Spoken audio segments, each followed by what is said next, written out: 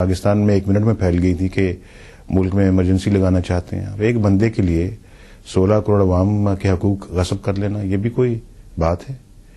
اور میرا دروازہ جو ہے وہ بند کرنے کی کوشش ہو رہی ہے. ابھی دروازے آپ کہہ رہے ہیں نا کہ میں اس لیے کہہ رہا ہوں کہ یہ دروازے بند کرنے کے بجائے ان کو اب کھلا رکھنا چاہیے. مزید جو ابھی کھلنے کی گنجائش ہے تو وہ بھی کھولنے چاہیے, اور یہی ملک کے لیے بہتر ہے, ان کے اپنے لیے بھی بہتر ہے اور سب کے لیے بہتر ہے. یہ سپیس اب ملی ہے, اب آپ اس میں سے گزر کے پاکستان کب واپس آئیں گے؟ اب ظاہراً کم از کم آپ کے اوپر بار نہیں ہے, آپ کی پارٹی چاہ رہی ہے کہ آپ واپس آئیں, پولیٹیکل انوائرمنٹ اس قسم کی ہے کہ ڈیمانڈ کر رہی ہے کہ جو ایگزائل لیڈرز ہیں سارے واپس آنے چاہیے, الیکشن ایئر ہے, سپریم کورٹ کا ورڈکٹ آپ کے سامنے ہے.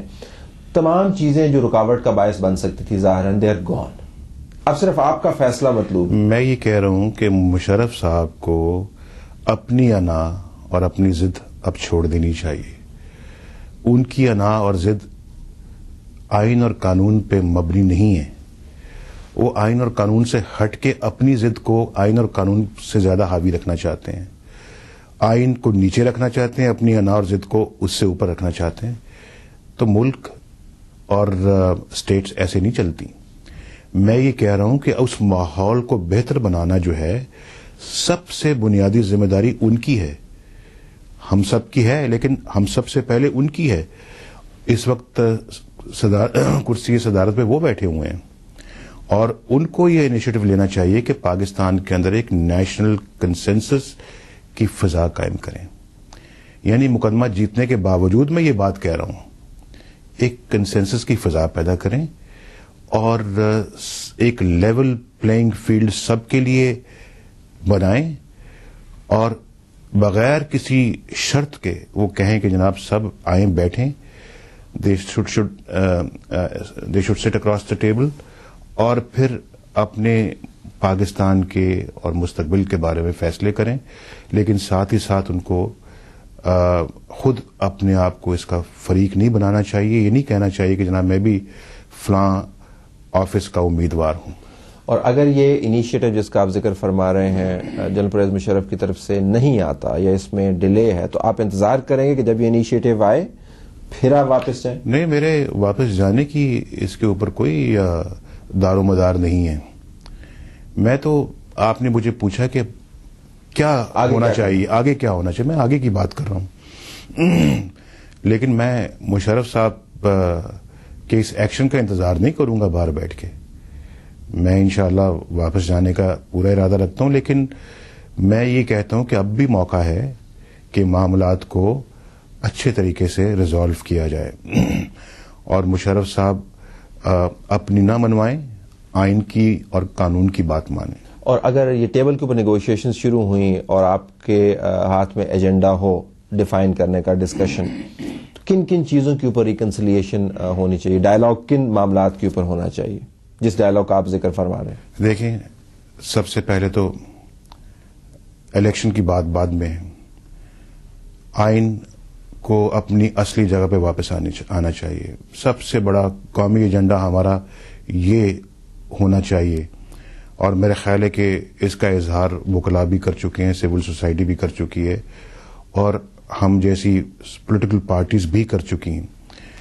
تو اس الیکشن سے کیا حاصل ہوگا جس کے ذریعے اسمبلی جو ہے وہ ایک ربڑ سٹیمپ والی اسمبلی کے طور پر کام کرے, اس کے سر پہ سیکورٹی کاؤنسل کی تلوار لٹکتی رہے, اور پھر 3 یونیفارم جنرلز جو ہیں وہ پاکستان کی اور عوام کے مینڈیٹ کی تقدیر کا فیصلہ کریں.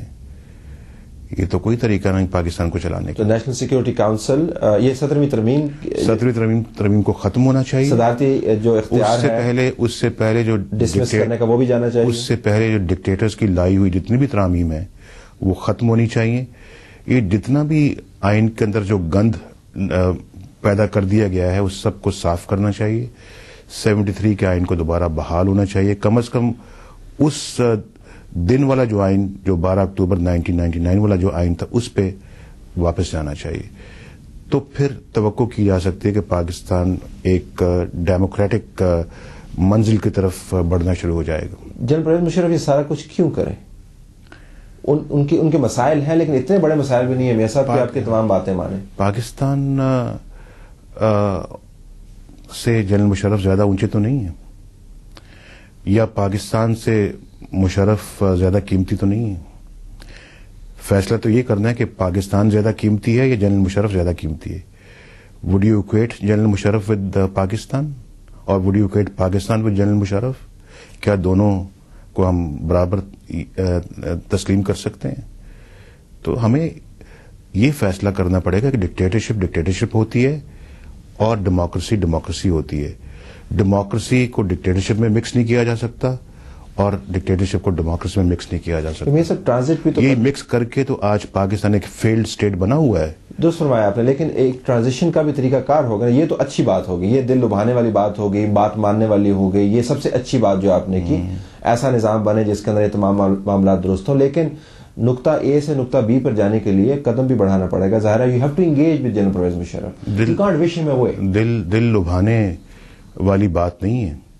اور پاکستان کا جب قائد اعظم پاکستان کی بات کرتے تھے تو وہ دل لبھانے والی بات ہوتی تھی. چلیں اگر کوئی کہتے تھے کہ دل لبھانے والی بات ہے تو پھر میرا خیال ہے کہ 1947 میں پھر پاکستان حقیقت بن گیا یا نہیں بنا. تو اس لیے اگر آج بھی عزم کے ساتھ اس کے لیے جدوجہد کی جائے تو پاکستان کو ہم بچا سکتے ہیں, ایک فیلڈ اسٹیٹ سے بچا سکتے ہیں, ایک کامیاب ریاست بنا سکتے ہیں پاکستان کو. لیکن اس کے لیے پھر آپ کو اصول کہنا ہوگا اور بے اصولی کو بے اصولی کہنا ہوگا, اور سیاست کو کسی اصول اور کسی قانون اور کسی آئین کے تابع کرنا ہوگا. ایک نقطہ نظر یہ بھی مجھے آپ یہ بتائیے کہ جو آپ کہتے ہیں جی کہ جنرل پرویز مشرف صاحب سے بات کرنی ہوگی, کیا فوج کا کوئی کردار ہے سیاست میں؟ آئین کہتا ہے کہ جی سیاست فوج سے بات کی جائے جب وہ جو ہے وہ ایسا کام کرے. آئین تو بڑا واضح ہے, وہ تو بڑا کلیئرلی کہتا ہے جی کہ فوج کا کوئی کام نہیں ہے سیاست میں, اور پھر فوج کا ایک اپنا حلف ہوتا ہے جو یہ کہتا ہے کہ ہم کبھی سیاست میں حصہ نہیں لیں گے. چیزیں تو سب واضح ہیں, تو آپ کس سے بات کرنے کے لیے کہہ رہے ہیں؟ یہ تو آئین کو تو ہم کوٹ کرتے ہیں جب ہمیں ضرورت ہوتی ہے, لیکن عملی طور پہ اگر آپ دیکھیں تو پاکستان کی سیاست میں فوج کا کردار رہا ہے. پاکستان کی سیاست میں اس وقت بھی فوج کا کردار موجود ہے. اور ایک نقطہ نظر یہ ہے کہ جنرل پرویز مشرف ایک فرد نہیں ہے, وہ ایک ادارے کے انٹرسٹ کی نمائندگی کرتے ہیں. تو جب آپ ان سے متعلق بات کرتے ہیں تو اصل میں آپ بات کر رہے ہوتے ہیں آرمی ایز این انسٹیٹیوشن کی. آپ واقعتاً سمجھتے ہیں کہ صرف بات کہنے سے آرمی ایز این انسٹیٹیوشن اس کا رول سیاست سے ختم ہو جائے؟ یہ اس لیے ہوا فوج کا آپ کہہ رہے ہیں کہ ایک کردار رہا ہے پاکستان کی تاریخ میں. کردار رہا ہے اس لیے رہا ہے کہ کوئی اس کے سامنے پہلے کھڑا نہیں ہوا.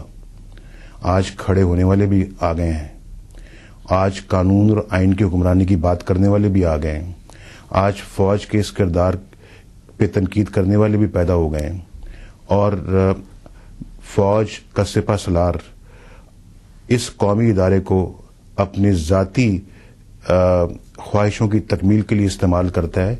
یہ بہت بڑی ناانصافی ہے پاکستان کے ساتھ, بڑا ظلم ہے پاکستان کے ساتھ. اس قیمتی ادارے کو ہم نہیں چاہتے کہ کوئی اس کا جرنیل جو ہے وہ اپنے ذاتی اقتدار کے لیے, خواہشوں کی تکمیل کے لیے اس کو استعمال کرے.